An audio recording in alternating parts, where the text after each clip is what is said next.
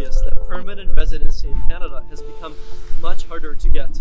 Recently, I attended an announcement with our Prime Minister Justin Trudeau, who gave a directive to the government to lower the number of temporary residents in Canada from 7% to 5%. What this means for you is expect a tighter immigration policy. Since I'm in Ottawa right now, I decided to give you a deeper understanding of all government immigration caps that go beyond the well-known student cap of 360,000 students. And for you to understand what streams you have more advantages in, what immigration programs you can leverage. We're gonna go from economic immigration to family class immigration and then to refugee and humanitarian immigration. Last but not least, I want to share a PR refusal story with you that is very important because it would give you an understanding of how you can avoid a potential refusal when you apply for PR when the time comes. Let's start by covering economic immigration. First, I want to talk about the federal skilled immigration. Here we have three streams: federal skilled worker, federal skilled trades, and the infamous Canadian experience class that's usually used by international students who graduate in Canada. The main requirement, to recap, is that 1 year of Canadian work experience that has to be high skilled work experience. The low range cap for this stream is 90,000 applicants. You may ask, why are you talking about the low range immigration targets, immigration caps? As I told you before, the government is now trying to reduce the number of temporary residents, which means IRCC will be pickier and use lower numbers in their targeting. And as you remember from my video with the Minister of Housing, a lot of it comes from the current housing unaffordability crisis that we face in Canada, coast to coast, from Vancouver to Toronto to Halifax. Based on my analysis of the current draws for the economic immigration stream, over 37,000 applicants have already received their invitation to apply, which means more than 40% of the seats are now taken, and we're half through 2024. So you need to bear this in mind when you determine which immigration program you can use. Next up is the Provincial Nominee Program, or PNP. The low range cutoff is at 105,500 applications, and this cap is distributed top to bottom from the federal government to provinces. Different provinces receive different allocation. For example, Ontario has the highest allocation of 21,500 seats, or 21,500 PNP certificates that goes to people like you if you reside in Ontario, if you have some kind of connection and you want to immigrate through the province.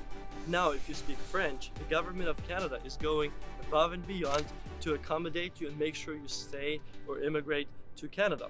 The target for French-speaking immigrants is 26,100 people, out of which, attention, 17,400 have already been issued, meaning that we've used up most of the cap that applies to French-speaking immigrants. And if you're curious how to qualify, you will need to speak French at the intermediate level B2 or SEAL B7 in the Canadian equivalent.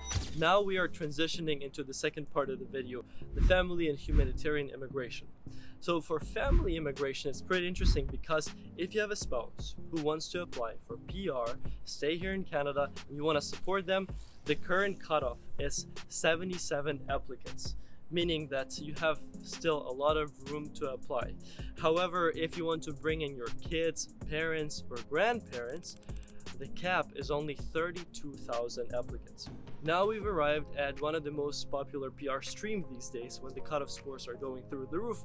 A lot of people are looking at HSC, or Humanitarian and Compassionate Permanent Residency applications, which entails, if you forgot, a very interesting process of proving to the government that you've been here enough, you've contributed to the country, none of the immigration streams apply to you, and, very important, going back home is not an option because it puts you in danger or your family in immediate danger. So it's exactly as you mentioned, it's a humanitarian or compassionate application to remain in Canada. So it can only be done in. The low range cap for HNC is 9,000. However, the high one is 17,500, which is actually likely to happen due to what happened in Ukraine, Sudan, other countries like Palestine, Israel, with the current state of affairs, as many residents of those countries cannot go back home. This also applies to LGBT community. If you're from an African country where these individuals are persecuted, this could be another opportunity for you as well. However, I spoke more in detail about how you can use HNC, what the program is, who it's for, with my immigration lawyer. The video should be somewhere up here. You can check it out once you're done with this one if you want to utilize this program or see if you qualify, because it's the only stream that's discretionary, that does not have a specific CRS score like most other, for example, economic immigration programs have. And speaking of immigration lawyers, I think this would be one of the best investments you can make. Book that consultation in the description. So many people have already gotten help that they needed to apply for PR or other immigration programs. Now we have come to the refugee category. This is refugee claimants. It's different from HNC because refugee claimants cannot go back to their country of origin once they claim asylum. Another interesting thing is I came across this table which depicts top schools where students transition from study permit to asylum claimants. Very interesting, especially if you're planning to apply for a student visa, because this may be a factor for IRCC as they're assessing this data and understanding that perhaps the original intention does not align with what the program has to entail. Not to confuse you, there are three types of refugee category. There's protected persons in Canada and dependents abroad, resettled refugees, government assisted, and resettled refugees privately sponsored. And the total low range cap is 66,000. You can see the summary of all immigration caps on the screen right now in this beautiful table. Feel free to take it if you need to use these numbers in the future. Now something sad but important.